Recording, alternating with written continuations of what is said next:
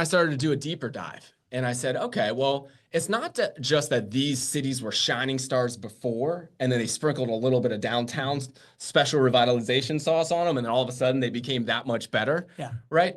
Take a look at these median home sales prices in these cities in 2005. What you'll see for Nashville, let's take for example, $146,900 was the median home sales price in 2005. It's pretty affordable in 2005. Yeah, that was a lot lower than the U.S. average. Look at Austin in 2005, lower than the U.S. average. And you know what? I kept Jacksonville down there at the bottom too, because we're not just comparing against the U.S. here. I want to compare against Jacksonville. I want to see where does Jacksonville stack up. Take a look at this. Nashville, Austin, Tampa all had lower home prices in 2005 than our very own Jacksonville. Yeah, lower than Jacksonville. So it's not just like a de facto thing that just happens. No, it's not. And if you were looking at any of those cities in 2005, along with Jacksonville, and you said, which one is about to blow up? You might have said Jacksonville is more in line to do that than Nashville, Austin, Tampa. They clearly weren't, they didn't have anything special about them that said these were going to be the next shining stars. But look what happened now in 2024. Look at their home prices. They went from way below the U.S. average to way above the U.S. average. I mean, look at Nashville. It was 49% below the U.S. average in 2005. Now it's 16% above the U.S. average. Right? Same thing with Austin. Went from 36% below to 5% above. Tampa, very similar, right? I threw Denver in there as well because Denver has always been priced above. Well, as long as I went back, it's been priced above the U.S. average. But look, it exploded from being only 10% above the U.S. average to 53% above the U.S. average. Again, another successful downtown revitalization. So you start to see example after example after example, and you start to really pay attention. This is why I bring it to the show, is because I want you to pay attention on the best way for you to put your dollars somewhere and for them to passively grow in a very, very large amount, right? Successful downtowns are that thing you want to hit your wagon. So this isn't, I look at this and I'm like, you know, I could have seen all four of these cities and thought, man, these are kind of like secondary, tertiary market cities with a lot of potential. People like living there, high quality of life. De facto, it's all going to work, but no, not the case, right? Like at the end of the day, Jacksonville hasn't popped while these other ones have popped. And so there's got to be more to look at than just like market size. It's a good deal. It's got, you know, like a certain quality of life or whatever, right? So if Austin and Nashville already popped, how can we identify that Jacksonville will actually like go through this thing? Well, I'm so glad you asked, right? There are key indicators that you can tell year in advance, right? This doesn't happen overnight. It takes years, which is a benefit for all of us, because if you know what to look for, you can take advantage at the early stages.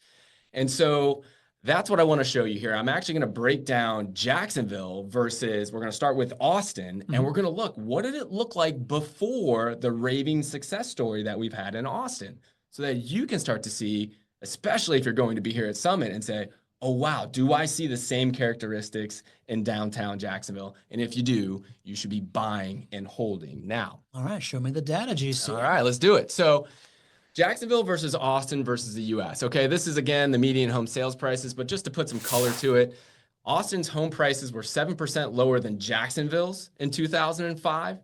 And by 2024, Austin's home prices were 29% higher than Jacksonville. So something happened, right? Well, let's look at what that something was. The first thing you want to start to look at are the number of residents that are living downtown. And the reason this makes sense is because as more people start to live downtown, more companies think of that downtown and that city as a talent incubator. So more jobs come. And when more people are living downtown and more people have jobs that are located downtown, more amenities come downtown. And it creates this wonderful word that you love. What's that word? I do the economic development flywheel. As you improve properties, the neighborhoods get improved. That brings amenities, that brings jobs, that brings higher median income, that brings more and more investment into the area, and the flywheel spins and spins and spins. There you go. It creates this beautiful, beautiful cycle here. But let's go back and look at Austin all the way back from 1990. I found some really great data going back there, right? 1990, Austin had about 4,000 residents. Jacksonville had less than 1,000. There was no data I could find there, but I saw that we had about... This is downtown Jacksonville. Yes. Yes. Yes. Sorry. This is just downtown, like, not overall. Man, yeah. Yeah. So really nothing going on downtown in 1990. 2010 in Austin, certainly things were starting to move, right? They were starting to get the downtown public and private partnerships. Downtown started to have a voice, right? In downtown Jacksonville, we have the Downtown Investment Authority. That's our voice for downtown. Well, it wasn't always that way. And the same thing happened in Austin. They started to put incentive programs together to get more people to move downtown, more companies to move downtown, and more restaurants to open downtown.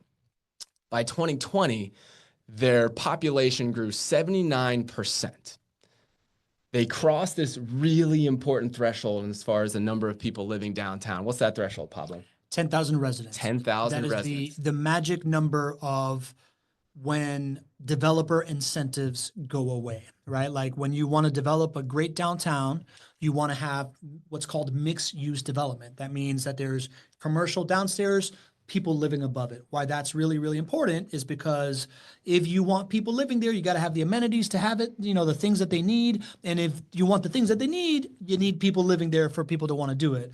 Once you cross before 10,000 residents, the public sector often incentivizes development because they got to make it worthwhile for the businesses coming downtown. Once you get that critical mass, now, the anchor tenant, that person that's like at the bottom of the mixed use development, that's going to be your big tenant, like a Target, like a Whole Foods, those kinds of, like a movie theater, right? Like those types of like big scale things that draw people in and people want, they start saying, oh, no.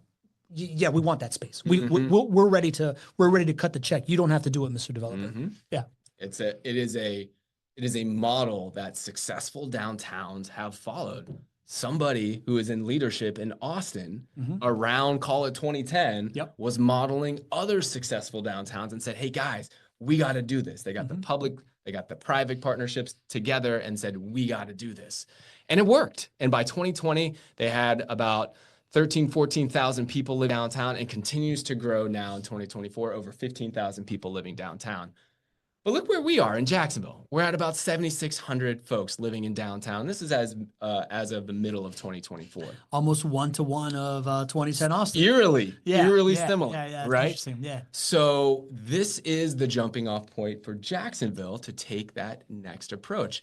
We've talked a lot about, and we've had folks on the show like Mayor Deegan, we've had Lori Boyer, we've had Brian on the show. We've had all these folks who have talked about the power of public-private partnerships and the strategic incentive programs that are bringing people to downtown, both people living downtown, employers coming downtown, and then restaurants and amenities opening downtown. Well, this is the case study for us being, call it roughly 10, 15 years behind Austin. You can start to see it in the downtown residents number. You forgot one person that talked to public-private partnerships since day one. Your boy Pablo over here. He's all in on public-private partnerships. All right, so this happens, right? Now we talk about the economic flywheel, right? Once people start coming in downtown, what happens, GC? So what the beautiful thing is that everybody can win in a downtown when it becomes revitalized. Quality of life can go up. And one of the great ways to measure quality of life is household median incomes. So if this is all working the way that it's supposed to, you're going to see home prices go way up. You're going to see rent prices go up, but people can afford it because median incomes also go up. And that's what we saw in Austin, Texas. If you go back to 1990, right, Austin was just like the U.S., same as Jacksonville. Well, in 2010, it started to separate itself a little bit, somewhere around there. Look what happened from 2010 to 2020. A huge leap. The median income in Austin grew 48% from 2010 to 2020. And the U.S. average was 35%. So it outpaced the U.S. average. And from there, it has continued to go up. The median income now in 2024, almost $100,000 in Austin. Yeah. This is cool, man. I understand why you haven't shut up about this, right? Like seeing this trend of like these inflection points where you can map it to residents in downtown, followed, like as the signal that then is followed by the noise of median incomes going up, and starting to see this in a visual way is really, really interesting, right? So like if we look at it now, right, they've gone way up, right? It's almost like 20% more over here above the actually more than 20% more above the US average. Jacksonville's just slightly above it, right? Kind of like how Austin was just slightly above it in 2010. So one could think that right now that we're just slightly above it, reaching this threshold, we could also follow that path. Exactly. And median incomes are so important. The type of income that's driving it is so important, because that's how you have stability and sustainability for housing prices. And that's how they can remain affordable. So it's an incredibly important quality of life and long-term success metric. And if we go back to that slide just real quick, when I was looking at the data, I look at Jacksonville's household median income of almost $83,000. And guys, up to date, our downtown has not gotten itself together yet. Yeah. Right. But look, we're already above the US average. Sure. We're doing a lot of great things from an economic and median household income perspective in Jacksonville without the bang of the revitalization of downtown. Second most Fortune 500 headquarters in Florida.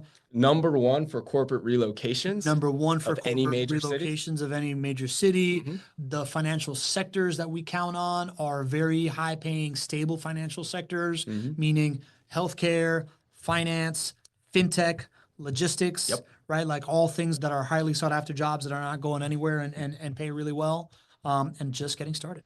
So I kind of teased this on the slide before, but up next is the comparison to Nashville, right? If we're kind of like on the skirts of Jacksonville, tell us about how we're on the skirts of Nashville. There we go. So similarly, the same type of case study. Let's look at where we were in 2005 to 2024. And guys, like Nashville is the shining star, right? If you could put your money in any city 20 years ago, you would probably say, I want to go and buy up everything I can around downtown Nashville.